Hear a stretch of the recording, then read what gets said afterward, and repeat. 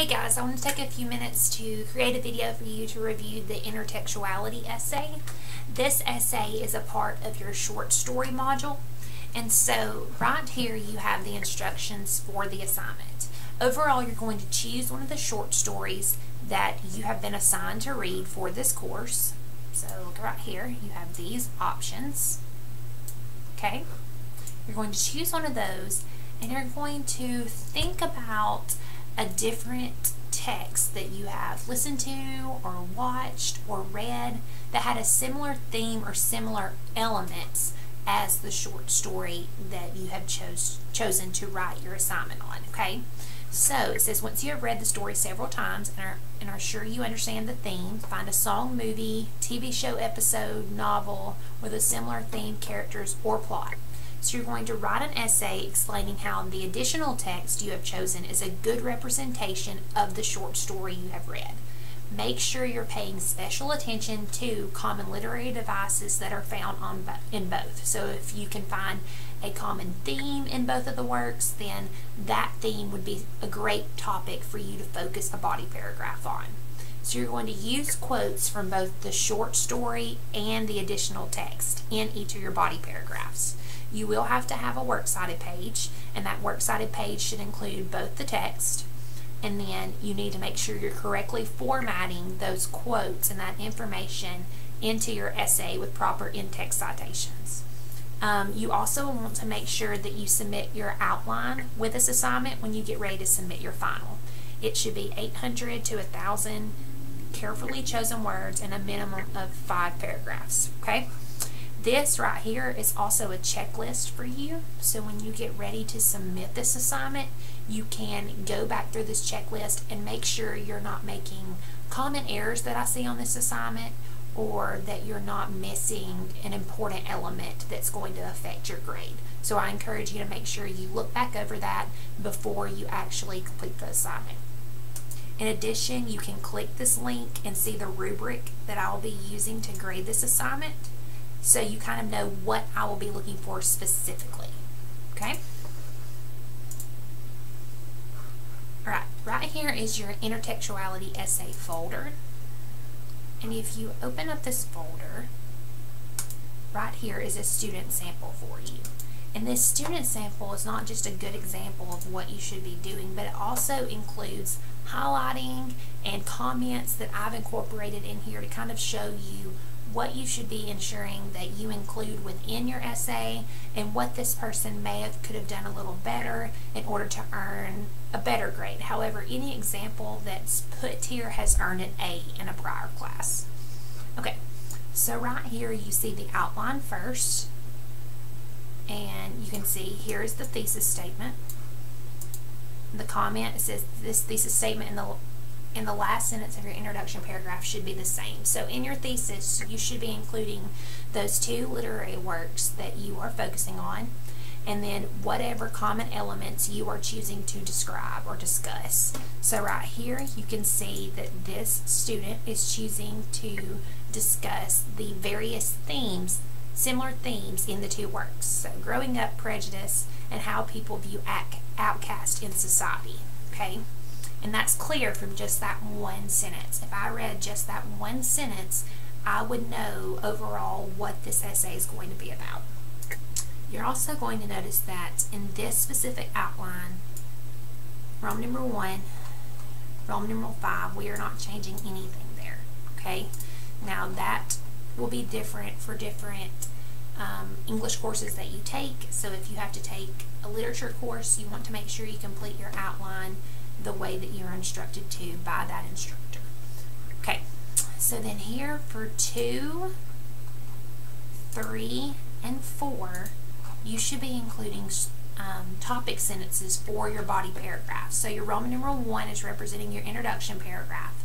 Your Roman numeral 5 is representing your conclusion paragraph. And Roman numerals 2, 3, and 4 are representing your body paragraphs. So these sentences are your topic sentences.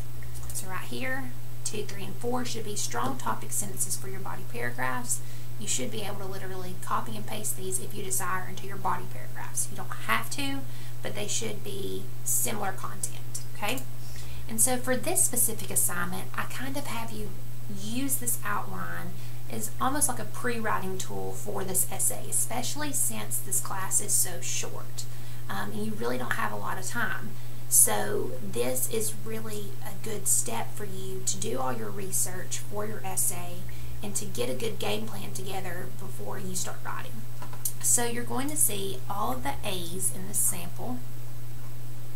These are all quotes from the short story that is being explored in this essay. Okay? And if you look, all of the B's are paraphrases or just sentences that are giving you an overview of what happens in the novel To Kill a Mockingbird that relates to the themes that are being discussed. Okay? So right here it says your B section should focus on the other text discussed. If you are including a direct quote from the book within the paragraph, include it here. If not, you can summarize the information but only include one sentence. So I don't want you to put a whole paragraph here. I want you to leave something in your essay that I haven't read. This doesn't need to give me all the details, so make sure you're just making this one sentence unless you're doing a direct quote that's longer. Okay, so that is the outline. And then you'll see here it goes into her actual essay. So you have the thesis statement here. This is the thesis statement. It includes the 2 literary works explored as well as the themes that are found within both of the texts, which we already saw prior in the outline. And then this is the topic sentence for the first body paragraph. It's very clear through the inclusion of this topic sentence that the theme of growing up will be discussed in this particular paragraph. My bad, guys. Okay? And then you can see here is where she included the quote from the short story. And then down here, hold on. Okay, so here she's shifting from the short story to the novel. And she does that very smoothly. It doesn't feel abrupt. It doesn't feel like she's just jumping all over the place. She transitions into the next literary work very smoothly. Even though Scout and Jim and To Kill a Mockingbird do not fully mature in their story, they do grow and learn. Everything is not as simple as they think. Okay, so that's important that everything flows well. And then here you have the inclusion of the text from To Kill a Mockingbird that's going along with that same theme. So when you're incorporating that information from those literary works into your paragraphs, you want to make sure that it relates to whatever it is you're discussing in that body paragraph. It does not need to feel random. It needs to make sense. And so just be very particular when you are choosing what to include in these paragraphs. And make sure you're fully explaining why they're there in the rest of your paragraphs. Okay, so right here, here's the text from the short story that supports the presence of racism. Please notice that since the writer used the author's last name to introduce the quote, she only used the page numbers in the in-text citation. And this is just a reminder for you. Hopefully in 101 you grasp this concept. But if you, in a standard in-text citation, like right here, we have the author's last name and the page number. But here she starts off by saying Morrison writes. And so since she started off with the last name of the author, you only need the page numbers here. Okay. Here's where the writer paraphrases what takes place in To Kill a Mockingbird that relates to racism. Since she's paraphrasing and it's not word for word what was said, you do not have to use quotation marks. However, she does still include an in-text citation here at the end. Okay. Here is the information from the short story for this theme. And then here is the one from the novel. Okay, so then this is the conclusion paragraph. And you need to include a restated thesis in your conclusion paragraph. It doesn't need to be word for word the same. You need to reword it.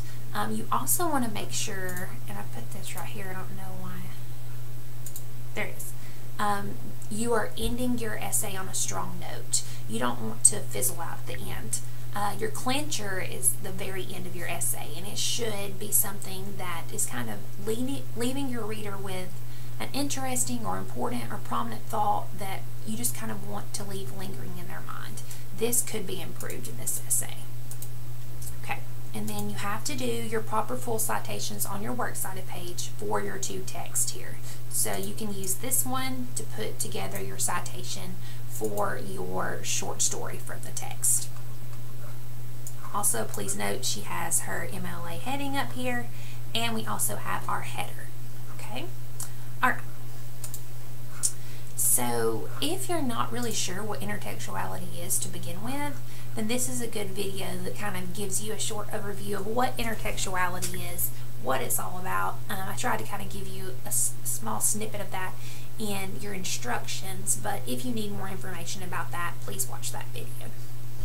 And of course, if you have any questions, please let me know. Send me an email. I'll be more than happy to help you.